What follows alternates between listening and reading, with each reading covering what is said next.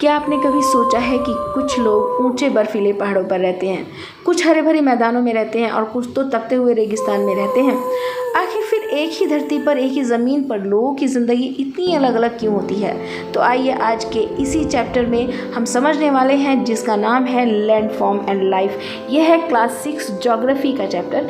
इसे बहुत आसान तरीके से समझेंगे और इस चैप्टर में समझेंगे कि अलग अलग जगह पर, मैदानी इलाकों में, बर्फीले इलाकों में, या फिर रेगिस्तान में, या प्लेटूज़ में, माउंटेन्स पर लोगों की ज़िंदगी कैसी होती है और वो किस तरह से ज़िंदगी को जीते हैं। तो चैनल पर पहली बार आ रहे हो तो चैनल को सब्सक्राइब कर दीजिए। तो चलिए शुरू करते हैं इस चैप्टर को फटाफट। सबसे पहले हम समझ लेते हैं कि लैंड फॉर्म्स क्या होता है। तो यहाँ मैं आपको बताऊंगी कि जब हम ज़मीन को देखते हैं, धरती को देखते हैं, तो हर जगह एक जैसी नहीं होती। आपने भी देखी होगी कि ज़मीन कहीं ऊंची होती है, कहीं नीची होती है, कहीं तो क्या होता है, ऊंचे ऊंचे पहाड़ आपने देखे होंगे, आप पहाड़ी इलाके पर गए होंगे, तो कहीं क्या होता है, दूर दूर तक फैले मैदान होते हैं, है ना। कहीं प्लेटूज़ होते हैं, पठार होते हैं, है ना। और कहीं पर तो रेगिस्तानी वाली एरिया होते हैं, यानी हर जगह जो है रेगिस्तान, रेत ही रेत होती है। तो ज़मीन की इन्हीं नेचुरल जो शेप्स होती है ना, ज़मीन की यही जो जितनी भी नेचुरल शेप्स होती हैं, उन्हीं को लैंडफॉर्म्स यानी स्थल कृतियाँ, उन्हीं को लैंडफॉर्म्स कहते हैं। अब एक सवाल आता है कि इसका हमारे ज़िंदगी से क्या रिलेशन है, क्या संबंध है। तो दरअसल जहाँ हम रहते हैं वहाँ की जगह तय करती है कि हम किस तरह के घर बनाएंगे, वहाँ पर कौन से कपड़े पहनेंगे, क्या खेती करेंगे और कौन सा काम करेंगे। इसीलिए इस चैप्टर का नाम लैंड फॉर्म्स एंड लाइफ रखा गया है। इसीलिए इस चैप्टर में, तो बस इस चैप्टर में हम यही समझने वाले हैं कि किस तरह से लोग अलग अलग जगह पर रहते हैं। तो अब यहाँ समझते हैं हम कि माउंटेन्स पर लोग कैसे रहते हैं। सबसे पहले माउंटेन्स जो होते हैं वो धरती के, ज़मीन के ऊंचे ऊंचे भाग होते हैं, ऊंचे ऊंचे पार्ट्स होते हैं। यहाँ मौसम ज़्यादा ठंडा रहता है और कई जगह पर तो सालों साल बर्फ़ जमी रहती है। सूरज बहुत ही कम निकलता है, कुछ जगह तो ऐसी होती है। इसी वजह से यहाँ रहने वाले जो लोग होते हैं वो मोटे मोटे ऊनी कपड़े पहनते हैं। उनके घर कैसे होते हैं? उनके घर पत्थर के बने होते हैं, लकड़ी के बने होते हैं। उनकी घर की जो छत होती है वो बहुत ज़्यादा ढलान वाली होती है, ताकि जो बर्फ़ होती है वो आसानी से पिघल कर या मेल्ट होकर नीचे गिर जाए, है ना। यहाँ खेती करना बिल्कुल आसान नहीं होता, क्योंकि यहाँ की ज़मीन जो होती है वो ऊंची ऊंची नीची होती, कहीं ऊंची होती, कहीं नीची होती है। इसीलिए यहाँ पर लोग जो होते हैं वो सीढ़ी नुमा खेत बनाकर जो है खेती करते हैं। अब ये सीढ़ी नुमा खेत पता कैसे होते हैं कि एक खेत नीचे हो गया, फिर एक खेत थोड़ा उससे ऊपर हुआ, फिर एक दूसरा जो खेत है वो और ज़्यादा ऊपर हुआ, तो इस तरह से सीढ़ी सी बन जाती है खेतों की। तो उसी को सीढ़ी नुमा खेत कहते हैं। और यहाँ पर जो है वहाँ सेब, आलू, चाय की पत्ती, है ना, इस तरह की फसलें उगती हैं। बहुत से लोग यहाँ पर टूरिस्ट होते हैं जो कि घूमने आते हैं, यहाँ की जो लाइफ है उसे देखने आते हैं, है ना, मन लगाने के लिए आते हैं। तो इस तरह से यहाँ के लोग कमाई करते हैं, यानी पैसे कमाते हैं। अब दूसरा इसका पॉइंट है कि प्लेन्स पर लोग, यानी मैदानी एरियो में लोग कैसे रहते हैं।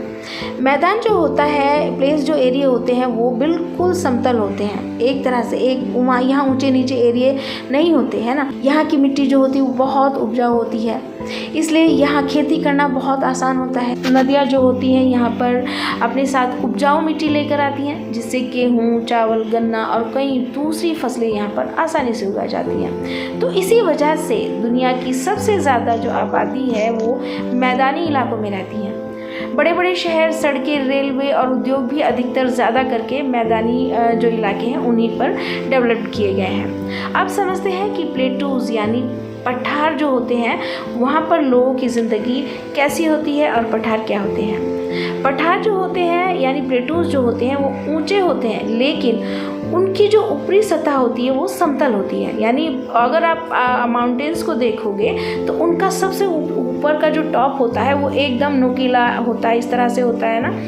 टिप पर अगर जाओगे तो आपको थोड़ी शेप नुकीले शेप की दिखाई देगी।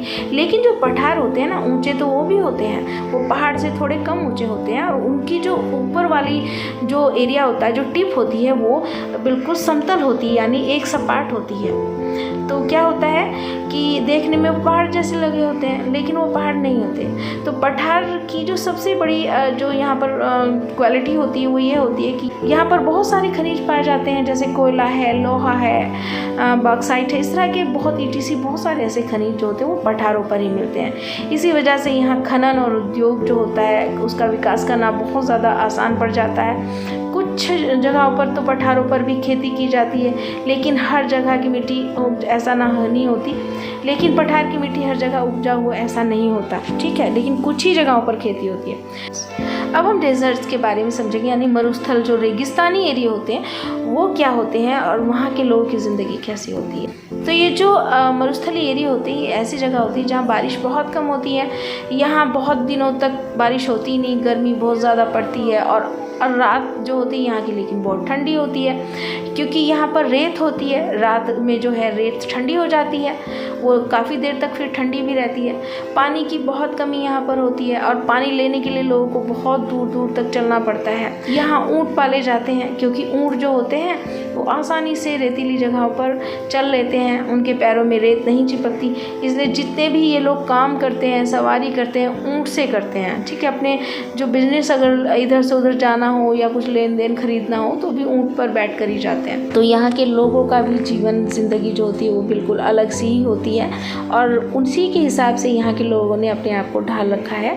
अब हम समझेंगे कि कोस्टल एरियाज़ जो होते हैं, जो तटीय क्षेत्र होते हैं, वहाँ पर लोग कैसे रहते हैं, ठीक है। समुद्र के किनारे वाले जो एरिया होते हैं वहाँ पर लोग कैसे रहते हैं। तटीय क्षेत्रों में मौसम ज़्यादा नम रहता है, ठीक है। यहाँ बहुत से लोग मछली पकड़ते हैं, समुद्री जो बिजनेस करते हैं, समुद्री व्यापार है ना, और पर्यटन से भी ये जुड़े होते हैं।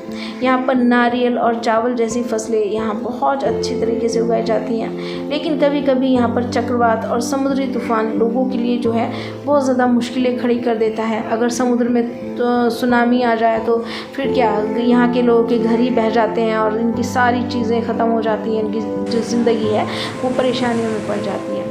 हमने सीखा है कि ज़मीन पर कई तरह की लैंडफॉर्म्स होते हैं, जैसे माउंटेन्स होते हैं, मैदान होते हैं, पठार होते हैं, मरुस्थल होते हैं और तटीय जगह होती है। हर लैंडफॉर्म्स की अपनी क्वालिटीज़ होती है, वहीं रहने वाले लोगों का जीवन भी उसी के हिसाब से होता है। तो उम्मीद करती हूँ पूरे टॉपिक को आपने बहुत अच्छे से समझ लिया होगा।